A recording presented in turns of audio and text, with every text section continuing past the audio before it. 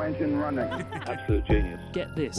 Welcome. This is the show where we bring you Science. What that essentially means is discoveries, Advances. Questions. Research. technology. Unbelievable. Without further ado, This is The Naked Scientists.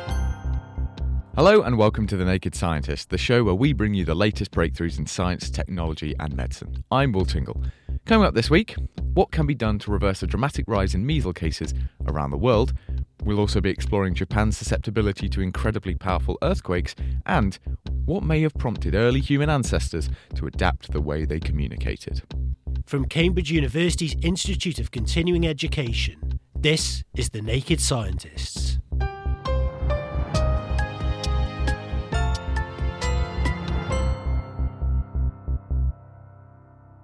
Top health officials have expressed concern over a significant surge in global cases of measles. Infections have been growing at an alarming rate since 2022, and the World Health Organization and the Centers for Disease Control and Prevention in the United States say that millions of children are vulnerable to the potentially fatal disease. Our regular host and Cambridge University virologist, Dr. Chris Smith, is here to take us through it. Measles is a really horrible infection, and it's probably one of the most infectious diseases that we know about. Most people have heard of the R value. This is the number of people that each infectious case of a disease causes, how many people you give your illness to. And for flu and for COVID, it's 2 or 3. For measles, that number is 20. So it's extremely infectious, which means it spreads incredibly rapidly when you get a case of this. It has a short incubation period of a week or 2, and people begin to feel unwell about a week before they get the rash. And they have this bright, florid red rash all over their body for up to a week, and then they get better. And the problem with measles is that not only is it a really nasty infection when you have it, very high fevers, sore eyes, bad cough, and in some instances, it also causes inflammation of the nervous system up to years later. But the damage doesn't stop there because it also has this bizarre effect of wiping clean your immune slate. It basically introduces immune amnesia. So if you look at someone who's been infected with measles, their immune system has forgotten how to fight off all the things that you've spent the previous part of your life learning to combat and becoming immune to. So you can then start to catch loads of stuff all over again. And that means that you have to live with the legacy not just of having had a bad dose of measles, but catching things you thought you'd consigned to immune history. So it really is a nasty infection. And around the world, maybe as many as 150,000 people die of this every single year. It's not to be taken lightly. And the WHO is saying that there's been a 30-fold rise of measles cases in 2023 in the European region. What is behind such a dramatic rise in cases? Well, the WHO actually went further than that. Hans Kluge, who's the director of the European region of the WHO, points out that there have been a 30-fold rise, but 30,000 cases of measles, of which 21,000 have led to hospitalisation. And most of those have been in young children. 80% of them are in kids. And they attribute this really big surge recently, which we've also seen here in the UK. We've seen an increase of hundreds of percent in cases in the last year or so. We attribute this chiefly to a reduction in vaccine uptake. People are not vaccinating at a sufficiently high rate to stop the disease transmitting. Measles is incredibly infectious, which means you have to have very high levels of immunity in the population to reduce the chances that someone who's got measles can run into someone who can catch measles and maintain a chain of transmission, and that's herd immunity. And unless 95% of people are immune to measles in a population, it can still spread. And because our vaccine uptake rates have, across the world, sagged considerably, and in some parts of the UK, sagged to about 60 to 65%, well down on the 95% we need, this is why we're now seeing A, increases in cases, and B, a high likelihood we're going to get big outbreaks. And when you couple that to the fact that there's also a resumption in global travel off the back of COVID, we're now brewing up a perfect storm where we've got cases rising, people moving around the planet with measles, and they're landing in an area where the outbreak can take root. And that's what's got people worried. We were sat here maybe less than a few months ago in this exact same position talking about chickenpox and the need for a push for vaccinations. It seems like we're on almost a carousel wheel of disease spiking. And you say it's obviously due to a lack of vaccination. Are the doctors having to counter the misinformation behind this sort of anti-vax movement as well? We're not sure exactly why vaccine uptake rates have dropped, but there are probably a number of factors. One factor is that people are perhaps having vaccine fatigue off the back of COVID. The second factor is that when you look at who is not vaccinating, it's not a comprehensive thing across the populations of the world. In places like London, it's specific parts of London and specific communities. And this means there may well be misinformation, there may well be a lack of information in those communities that mean that people are not doing the things that other parts of the world have been and should be doing. And also, the populations are quite mobile. We're seeing this in communities that tend to come and go or are newcomers to a territory or a country, so they don't necessarily come from areas where there has been good vaccine uptake. And then there's the disruption caused by the pandemic, where some vaccine processes and procedures fell to the wayside in order to combat COVID, and people missed the boat and they haven't gone back and caught up. And all of that is adding up to a reduction in vaccine uptake, which is now leading to many, many people. I mean, we're talking about outbreaks in London of as many as 100,000 people if it really took off, because there's so many people in one particular geography all in contact with each other, which means you could get an explosive outbreak. And this is probably why we're seeing a movement across the world of numbers in the way we are. So we've got, unfortunately, immovable things like population density, but also very real things you can do, like getting vaccines. Is there any advice out there you'd give as to parents what they can do to protect their children from measles? Best piece of advice anyone can offer is the vaccines are really, really effective, but you've got to have them. And they're really effective given at any age. So even if you didn't have your MMR vaccine as a kiddie, and it's normally given around 1 year of age, and then there's another dose given just before you start school, even if you've missed that cycle of immunisation, you can go back and have that at any point in your life. So if you think you might be vulnerable to measles, or your children haven't been vaccinated, or they missed a dose, please go and get a dose of MMR. This will stop you catching measles and stop you passing it on to somebody else. That was Chris Smith. Authorities in Japan have confirmed that dozens of people were killed when a 7.5 moment magnitude earthquake struck the Noto Peninsula on New Year's Day. The island nation is located in one of the most active earthquake zones on Earth. So, what's happened, and how does Japan cope with such frequent and powerful tremors? Here's James Jackson, a professor of active tectonics at the University of Cambridge. This earthquake was relatively unusual in Japan in that it was on the west coast of the main island Honshu rather than the east coast. So the big earthquake in 2011, the Tohoku earthquake, which damaged the nuclear power station at Fukushima, that was on the east coast. And what's happening on the east coast is that the Pacific floor is sliding underneath Japan. And that's happening quite quickly, geologically speaking, at about 8 centimetres per year. And that makes very large, big earthquakes under the water, and that's why you get big tsunamis. This earthquake was on the west coast of Japan, where that process is not happening. There's nothing sliding back into the earth. The earthquakes are pretty shallow, and instead what they represent is Japan being squeezed. It's being crumpled up. So it's not just the escalator sliding underneath Japan, but as that happens, Japan is being squeezed. And occasionally you get faults which pop up along the west coast, and that's what happened this time. It's happened before. The last time there was one this size on that same area of the west coast was in 1964 at Niigata, and that one, the fault was also offshore. So it made a tsunami about 5 meters high and it killed about 40 people. But this one is about 100 kilometers down the coast, and as far as we can see, most of the fault which moved was onshore, and that is why there's not really been a significant tsunami.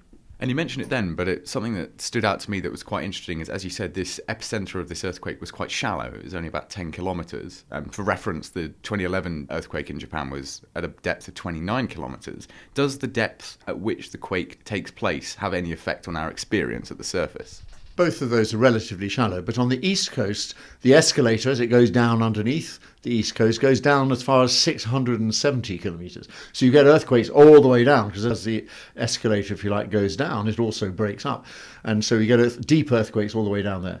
All those earthquakes, 20, it's not going to make much difference, frankly, whether you're at 30 kilometres or 15, but it does make a difference if you're 600 kilometres down, where you're even at the surface so far away, nothing really is going to do anything to you.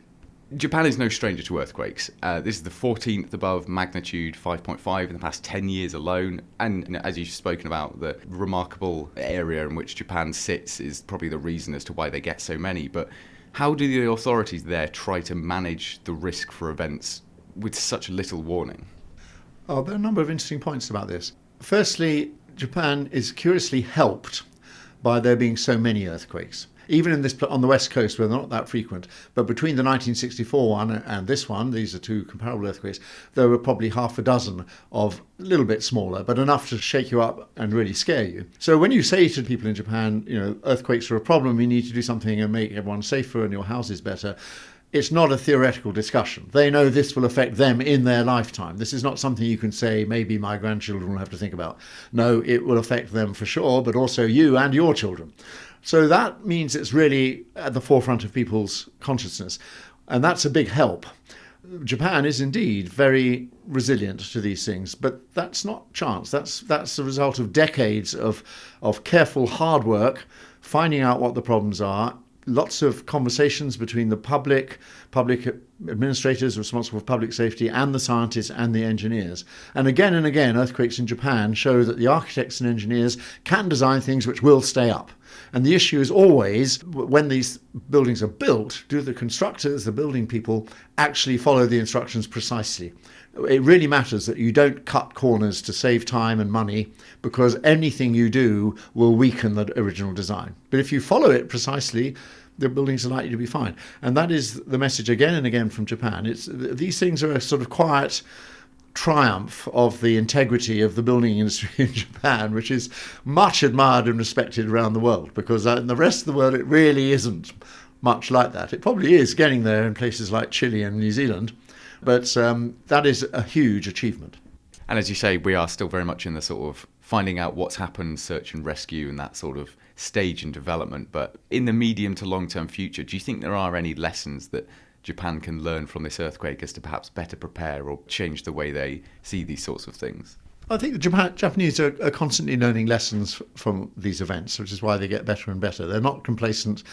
I mean, these things are a tragedy. This one is a tragedy. A lot of people have died, a lot of destruction, it'll cost a lot of money, lots of people's lives will be really messed up by all this. But from a perspective of people far away, as I say, Japan is much admired and respected, because this size earthquake anywhere in the big earthquake belt, which goes from the Mediterranean to China, routinely kills tens of thousands of people. Right? And that is not likely to happen in Japan.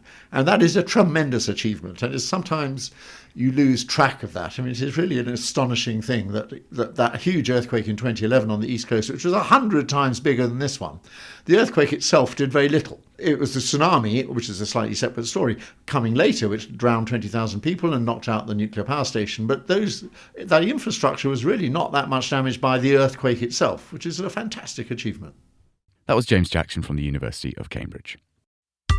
The Naked Scientists podcast is produced in association with Spitfire, cost-effective voice, internet and IP engineering services for UK businesses. Find out how Spitfire can empower your company at spitfire.co.uk. Music in the programme is sponsored by Epidemic Sound, perfect music for audio and video productions. You're listening to The Naked Scientist with me, Will Tingle. Still to come, we'll find out what may have prompted early human ancestors to change the way they communicated with each other.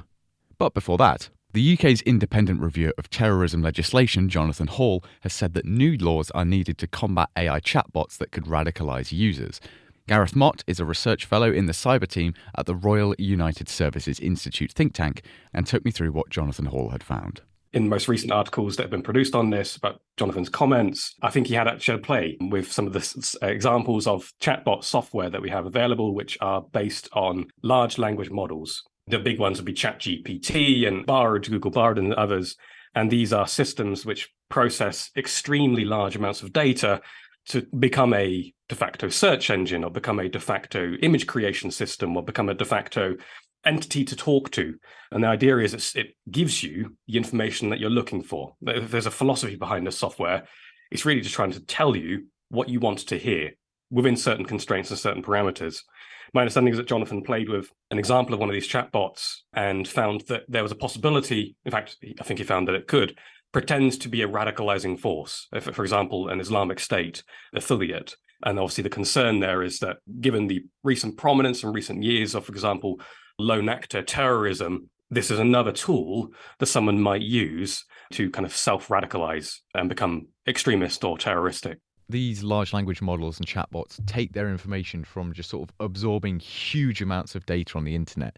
So I guess the question is, do we know where all of this stuff that is causing them to spout potentially radical information is coming from? Is it someone on the internet posting huge amounts of radicalized data in the hope that a chatbot will pick it up?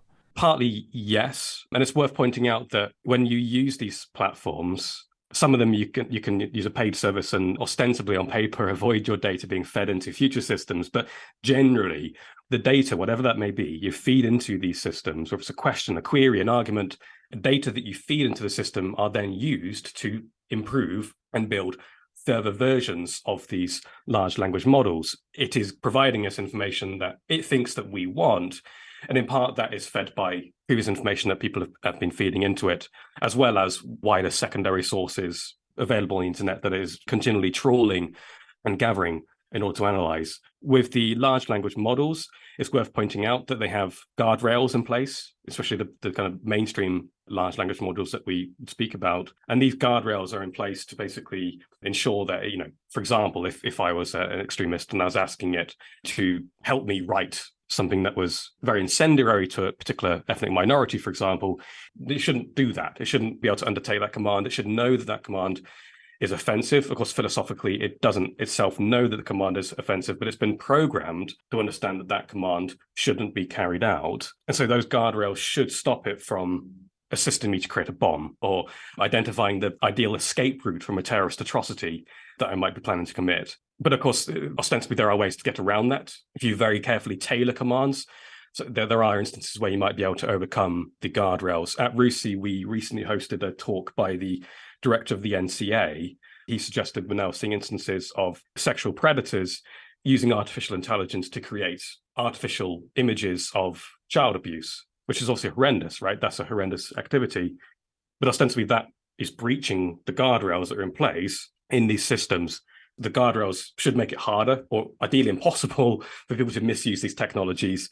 But generally speaking, that there will be, often with these kind of technologies, they are dual use, and there will be actors out there who will try to find a way out of breaching the guardrails. The concern seems to be as well that this is incredibly difficult because it's so decentralized and information is coming from so many places. It's incredibly difficult to identify individuals to prosecute, because if you radicalize someone, it's certainly in the UK, and they commit an act of terror, you get prosecuted for that. So who could possibly be blamed in the instance that a chatbot radicalizes someone?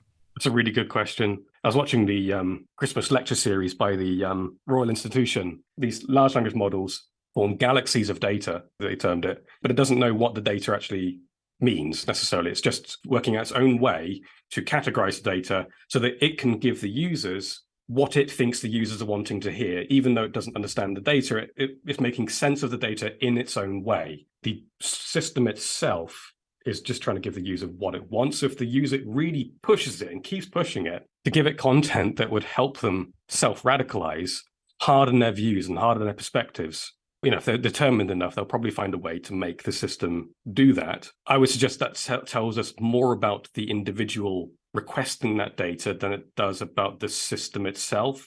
If the large language model didn't exist, that individual might try and find alternative sources elsewhere. In the same sense that individuals are able to radicalize themselves before social networks were widely available, individuals could still self-radicalize through literature, through pamphlets, through discussions with peers. So perhaps we have now a additional source of possible radicalization, but it isn't necessarily revolutionary. I suspect it won't be widely adopted as a radicalizing form, but it's another possibility. And of course, we have seen instances in the news where there's been suggestions that people have used this to self-radicalize. So it is happening.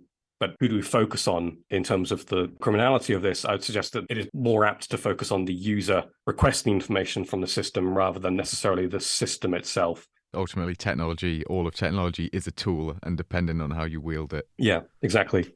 That was Gareth Mott at the Royal United Services Institute.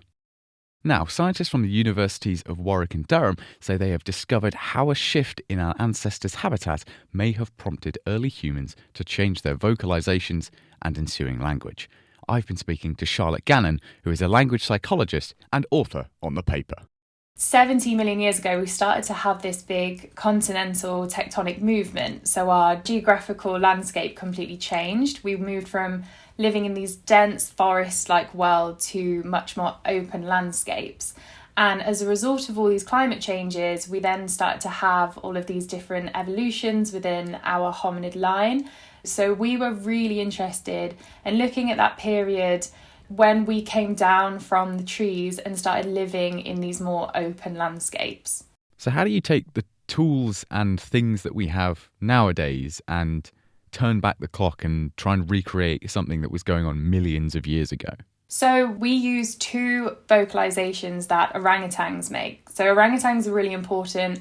They're the only arboreal great ape. They're still spending majority of their time up in the trees. They also make many different vocalizations, but two in particular that we were really interested in were called the kiss squeak and the grumph. So kiss squeaks are what we refer to as consonant-like calls, and grumps we refer to them as vowel-like calls. So when we make a consonant-like noise, so say a P or a B or a T, we're manipulating the tongue and the mouth and the jaw. And when we make an A, E, I, O, U, we're not using any of that manipulation, we're just making the sounds. And when an orangutan makes a kiss squeak, they follow a very similar pattern and mouth manipulation that we do when we make the consonants. And when they make the grumph, again, like the vowels, there is none of this manipulation. So we're able to kind of use them almost a bit like really early consonant and vowel-like sounds. So we were able to take recordings that we'd had previously and we were able to play these across the savannah in South Africa. And what did you find when you played these vocalizations out? We found that the consonants actually travelled much further than the vowels, which was really interesting. So the kiss squeak noise that the orangutans were making was still about 80% audible at 400 metres, whereas the vowel-like or the grumph calls, they were actually dropping off at around 125 metres. I guess this is a question more of acoustics than psychology, but do we have any idea why that might be? Interestingly, we initially expected the opposite. So the kiss squeak-like calls are a higher frequency and the grumph-like calls are a low frequency. We would actually expect, from what we know about our frequencies and our law of sound propagation, that the lower frequency sound should have travelled a lot further. And really interestingly, I think it does highlight the importance of actually using the living great apes that we've got, because if we ran this through a simulator, we would have actually expected the opposite. And what we're looking at could actually be more of an indication as to what happened to our early ancestors, and maybe also how differently our vocalizations will have been back in the day. The idea then is that we shifted to a more consonant-dominated vocalizations because it allowed us to communicate better and over further distances. What kind of advantages do you think that would have brought? If you look upon not just how far the actual vocalization is travelling, but that's how far the message will have been travelling. So if we could have been relying on these consonant-like noises to travel much further, then the information was travelling further. It will have helped our social bonding, it will have helped our cognition, it will have helped strengthen our society and help move our evolution on further. The more I read about it, the more that it seems like, because language is so fundamental to our cognitive development, that this could be one of the most important shifts towards us becoming the species we are today. Language in particular, it's really hard to study because it doesn't fossilise. We can always carve and date anything we find, but language is just this great big mystery. We know we have it, and we know we're the only animal on the entire world that has it in such a way that we do.